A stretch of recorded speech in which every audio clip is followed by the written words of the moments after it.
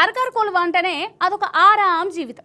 ఒక్కసారి కొలువ వచ్చిందంటే ఇక పని చేసినా చేయకున్నా అడిగేటోడు ఉండడు, తిట్టేటోడు ఉండడు, నౌకర్లకు వెళ్ళి తీసేసేటోడు ఉండనే ఉండడు. ఇక యాళ్లకు జీతం వస్తుంది అని చాలా మంది అనుకుంటారు కదా. అందుకే సర్కారు ఆఫీసులల్లా కొందరు పని చేయమంటే అసలు చేయరోళ్ళా.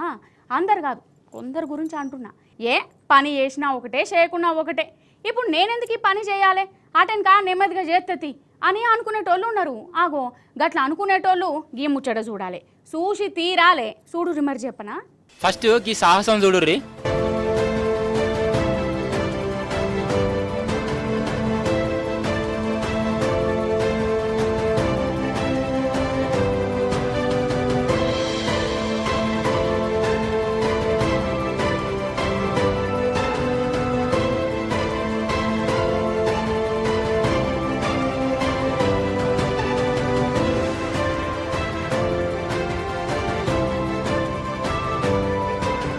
చూసిరా, ఇదేదో గిన్నిస్ బుక్ రికార్డు కోసమో లేకుంటే ఎంజాయ్మెంట్కో ఎత్తలేడు. గరీబోళ్లకు మందుగోళీలు ఇచ్చేందుకు ఇట్లా పోతుండల్లా ఈ డాక్టర్ సాబు.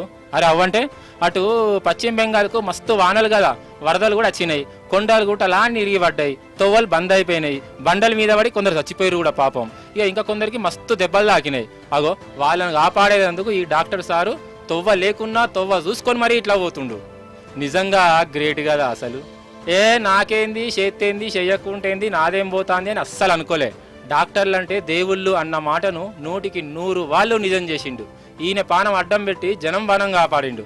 సెల్యూట్ కొట్టురి మరి.